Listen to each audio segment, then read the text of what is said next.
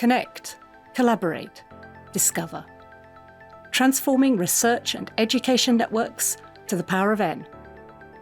I'm Kate Winn, Head of Executive Communications for the Network Infrastructure Group at Nokia.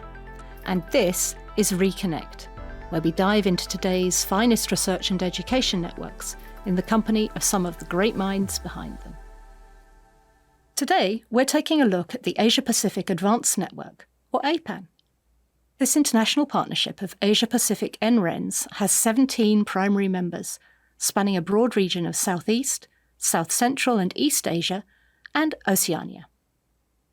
Recently, at the 57th semi-annual APAN conference in Bangkok, the chairman of APAN signed a memorandum of understanding with Nokia to expand cooperation and research in technology areas such as IP and optical networking, broadband wireless and wired access, and cyber security.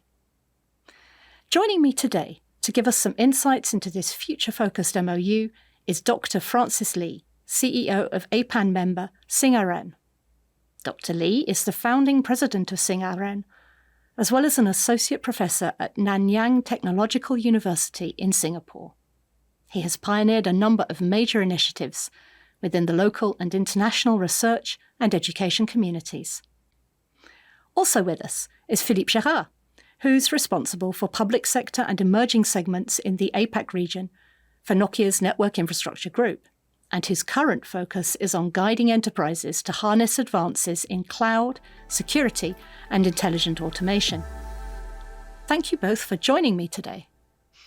Francis, how do you see your network evolving to support the demands of scientists and researchers who you serve? SingAREN is an exchange point, and we have grown from 1 gig to 10 gig to 100 gig, and now I'm looking for 400 gig bandwidth. And because the researchers have grown tremendously, and the type of research is more data intensive, different research groups have different needs. And so not all research groups need high bandwidth, but some do. So we have to see how we can provide some services on top of just basic transmission. And on top of that, we have EduRoam and other services that helps researchers move around as well. Yeah. What is your vision for SingAREN and for APAN in the next, say, 5 to 10 years? APAN has a group of community that is quite diverse. There's more developed countries like Australian ARNet, Singapore, but there are also less developed countries like Nepal, Bhutan. And I think that's important to know the diverse group of people and how especially we can help the less developed country people move up the chain. I think that's the goal. And APAN has been a tremendous platform in which the community has come together to share and help each other. I think that's where APAN plays a critical role, not only in technology, but also in application.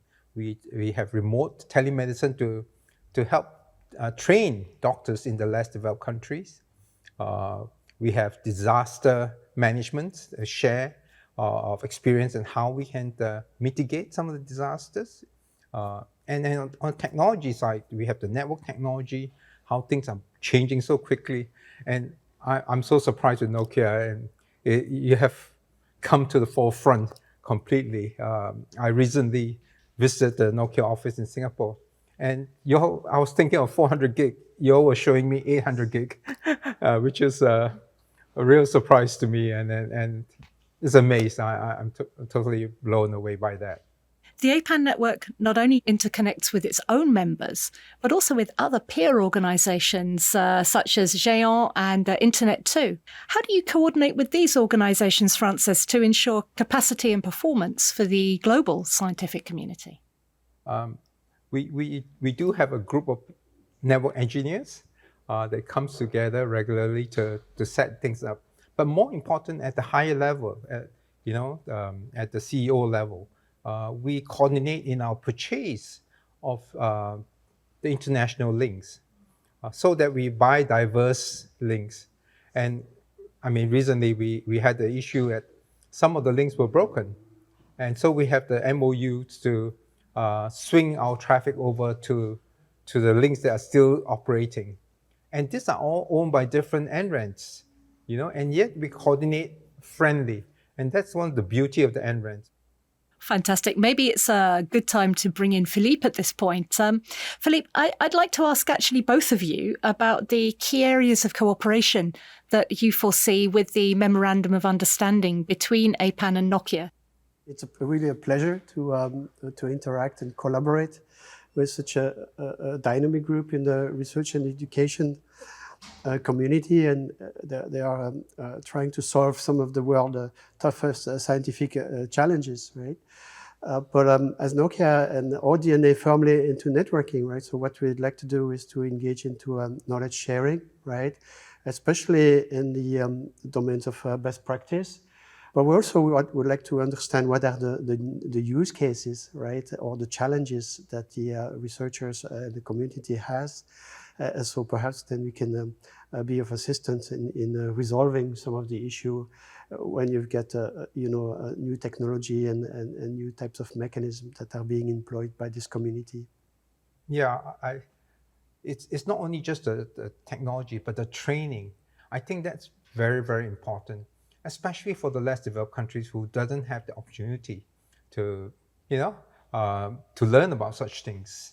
So I see this joint work not only in just the equipments and all those things, but the training, the capacity building of the members of APAN. Tell us about the unique NREN and backbone needs that APAN has, maybe in contrast to other NRENs you're working with elsewhere. Well, APAC, as Francis mentioned, is very diverse, right? I think what's unique is really this diversity. But what you have also is kind of a level of complexity, right? You've got each countries need to kind of pursue their roadmap and scientific goal and kind of upgrade or modernize their infrastructure, right? But each of those countries needs to interwork together. And also there is a need how to orchestrate the different NRENs network together. Yeah. And Nokia has an orchestrator. I'm just looking at it, and how to coordinate among all these NRENs so that it's easy to manage as a group. Yeah. So if you imagine you have a research project with 5 different cities and it's 3 different countries, and somehow everything needs to run. And so I believe there is we can help in trying to solve or make things a little simpler, right? Or make it easier for the researcher to do their scientific tasks. Nokia has really taken leaps and bounds and has been quietly doing things on the optical side and orchestration side.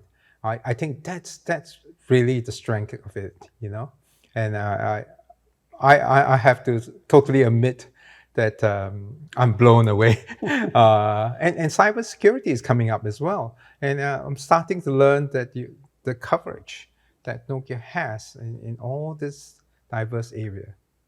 Well, I think it's been our DNA, right? Network technology. But if you look at the REN requirement, you hear needs in capacity, reliability, you just mentioned, right? So it needs to be always on. And certainly increased need in security. And this is where we've done a lot of work. As we mentioned, it's also important to bring simplicity. And we've done a lot of work in making the feature set become programmable, right? So, the head researcher can click a few buttons and set up his environment. Yeah, so lots of, technical challenges, but we're trying to bring this simplification by allowing automation, right? Yeah. Through programmability. Yeah, so really interesting topics to solve. Oh, fantastic. Now, Philippe, We're focusing obviously on NRENs in this podcast, but do you see any similarities or parallels between the networking requirements of the research and education community and those of enterprises? I know this is also an area you're very interested in. Yeah, well, I have to say that in many ways, NRENs will be the first ones to hit some of the boundaries because they are really trying to solve complex problems, right?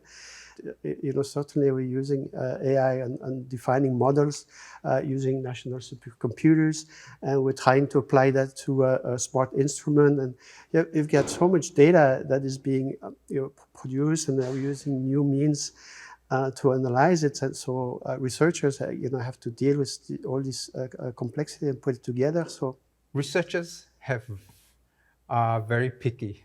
And they have various needs. and so the NRENs have to be very agile to try and service them. It's unlike an enterprise network where it's set and you must fit into it. Here, the NRENs have to try and see how they can accommodate the requests from the researchers. So that's the differences between an enterprise and an NREN network. Yeah. So really, what's next for APAN? What's your vision for the organization in the years to come? I think APAN will grow stronger and stronger. Nokia is our first partner in this, having a MOU together to work together for the whole community. And I see moving forward, there's greater interaction between the industries and the NRENs working together, because we are basically to serve the researchers, and there's a need for them. It's a fairly technical community, so I would like to kind of bring real technical know-how, or discuss, perhaps hands-on, or discuss specialized use case. So I find it always very, very engaging and certainly very interesting to be, collaborating with APAC. I think that's all we have time for. I'd like to thank very much our guests, Dr. Francis Lee and Philippe Gerard. And thank you to our listeners for joining on this journey through some of the world's most advanced and innovative research and education communities. It's always amazing to see how customers are using networks to unlock new research and discoveries. If you'd like to learn more about the RENs we've discussed and the technologies behind them, visit our website.